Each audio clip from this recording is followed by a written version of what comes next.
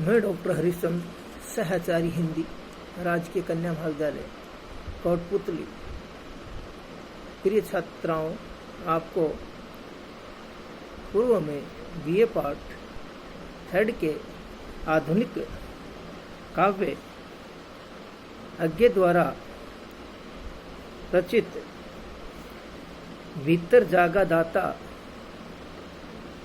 रचित कविता की कुछ व्याख्याएं आपको बताई गई थी। अगली व्याख्या है, हरियाली बिछ गई तराई पर, घाटी की पगडंडी लजाई ओ ओट हुई,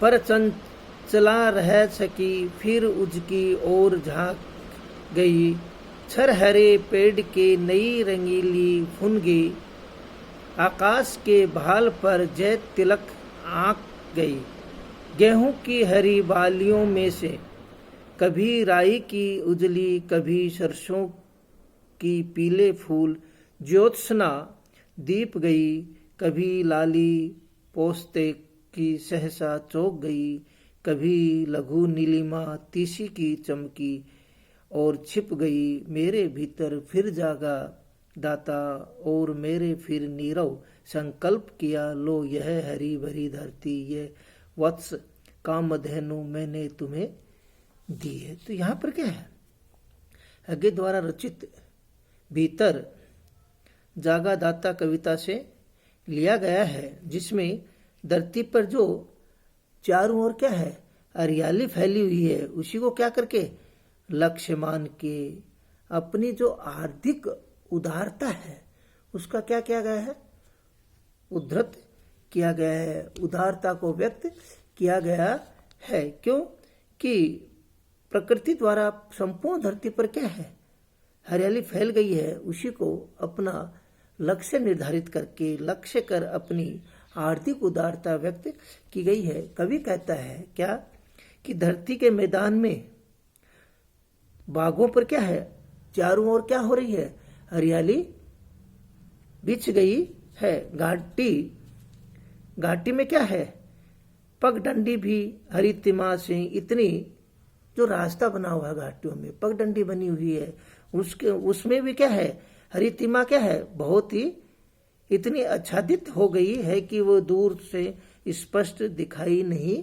देता है, क्योंकि चारों ओर क्या हो रही है हरियाली होने के कारण उसका जो दूसरा छोर जो है दूर से वो चीज क्या है स्पष्ट नहीं दिखाई देती है। कवि कहता है, मानो पगडंडी रूपी नव युक्ति लजा कर क्या होती है ओट हो गई है, वो क्या हो जाती है लज्जित लजा के अपने को क्या कर लेती है ओट कर लेती है। उसी प्रकार से वो पगडंडी जो है वो नव युक्ति के समान है, परंतु उसकी सुंदरता को देखने के लिए बिजली स्वयं को क्या है रोक नहीं सकी। क्यों? और वह सहसा चमक उठी, जैसे उजगती हुई उसकी ओर झांक रही, उसकी ओर देख रही हो, क्योंकि वो बिजली क्या करती है उसकी ओर क्या करती है आकर्षित होती है और उसको देखती रहती है। पतले या कम टहनियों वाले लंबे पेड़ों पर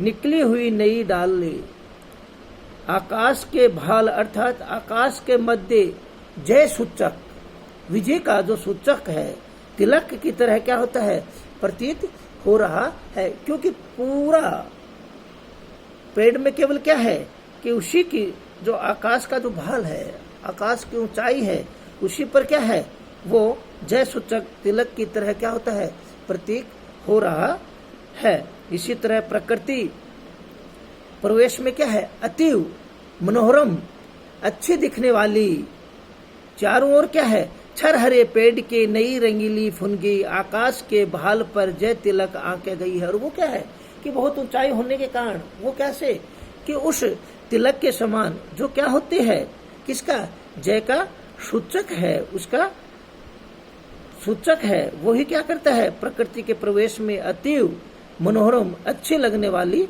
है। गेहूं की हरी बालियों में से कभी राई की, और क्या कहते हैं इसी क्रम में कवि कहता है कि खेतों में क्या है गेहूं की हरी जो बालियां हैं के आसपास किसकी बालियों में से कभी राई की उजली और उसके आसपास कभी राई के कुछ सफेद जो है एवं कभी सरसों की पीली हवा वाले फूलों की कांति या सुषमा क्या हो रही है, कभी राई की उजली, कभी सरसों के पीले फूल, ज्योत्सना दीप जई, और क्या कहता है कि उसी के चारों ओर क्या है, वही चीज दिखाई दे रही है, देने लगी है। और किसी खेत में पोस्त के जो पुष्प है कि लालिमा सहसा क्या हो रही है, आलोकित हो रही है, प्रकाशित हो रही है, अच्छी दिखाई दे रही है। इसी प्रकार कभी छोटे छोटे तीसी या अलसी के पुष्प की चमक क्या है, चारों ओर क्या होती है, दिखाई देने लगती है। सहसा ओझल भी होती रहती है, क्योंकि दूर होने के कारण, घने पेड़ होने के कारण वो क्या होते हैं, दिखने में क्या हो जाते हैं, ओझल हो जाते हैं।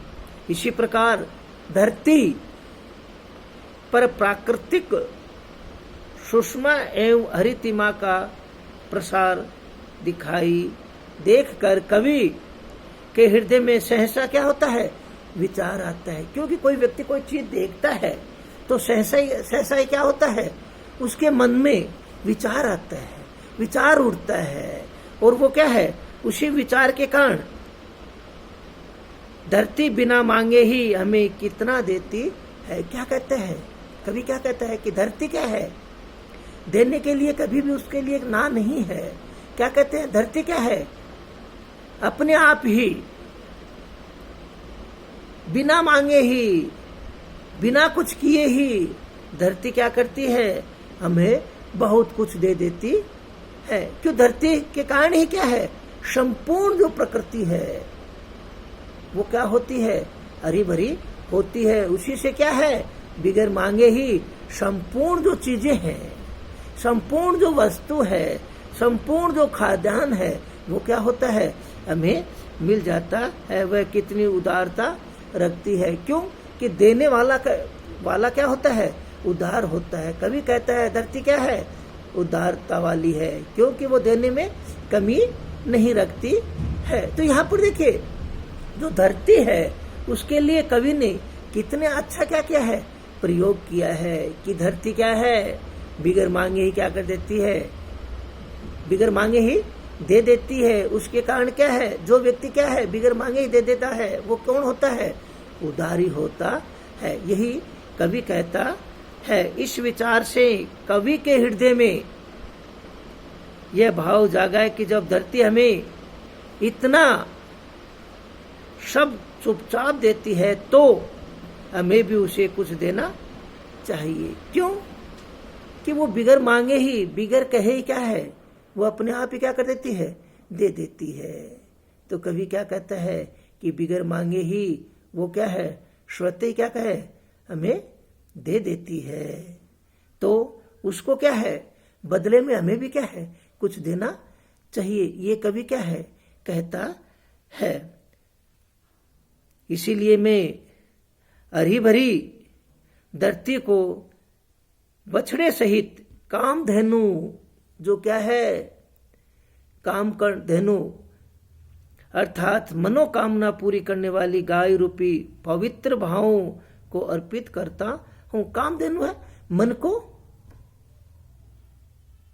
मनो को कामना करने वाली, इच्छा पूरी करने वाली कामधेनु है। तो क्या कहता है कि मैं उसको क्या दे दूं, मनोकामना पूरी करने वाली गाय रूपी पवित्र भावों को उसको क्या कर दूं, अर्पित करता हूं। क्यों कि मन के जो भाव है वो कैसे हैं, पवित्र हैं। पवित्र होने के कारण क्या है, मैं जो मन के भाव हैं वो उसको स्वयं को क्या कर दूं, अर्पित कर दूं। तो यहाँ पर क्या है, कवि जो है क्या कहना चाहता है कि जो धरती बिगर मांगे देती है उसको भी हमारा क्या है, कर्तव्य बनता है कि उसको कुछ दिया जाए। ये अन्यथा क्या होता है कि लेने से,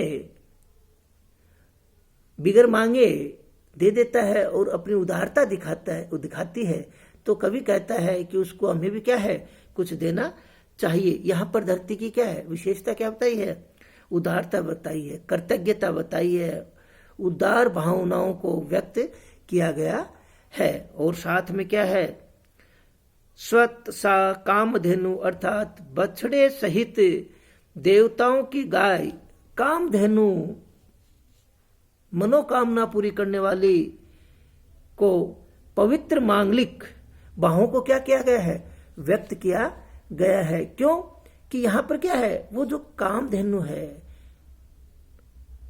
मनोकामना पूरी करने वाली है, उसको क्या बताया गया है, पवित्र बताया गया है, मांगलिक बताया गया। मांगलिक का अर्थ होता है शुभ कार्य, मंगल कार्य।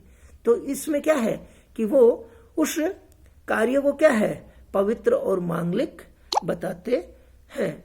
यहां पर अनुप्रास, उत्प्रेक्षा आदि अलंकारों को क्या किया गया है, प्रयोग किया गया है। और यहां पर प्रयोगशील शैली, शिल्प विधान का क्या किया गया है, प्रयोग किया गया है। तो कवि देखिए, बहुत महत्वपूर्ण कवि व्याख्या है, समय मिले तो इसको पढ़िए। हरियाली के साथ प्राकृतिक सौंदर्य को, और साथ साथ में क्या है कि मानव उस धरती को कि जो देती है कभी लेती नहीं है, उदारता का यहाँ पर प्रयोग किया है। और साथ में मनोकामना, कामधेनु, उसका उन्होंने क्या किया गया है, वर्णन किया गया है। ये आपको याद करना है और इसका जो भाव है उसको पहले ही व्यक्त कर दें, जिससे क्या हो कि चेक करने वाला, जांच करने वाला स्वतः ही क्या होता है, समझ लेता है। तो प्रिय छात्राओं, आपको ये व्याख्या बताई गई थी, आगे की व्याख्या कल बताई जाएगी। जय हिंद, जय भारत।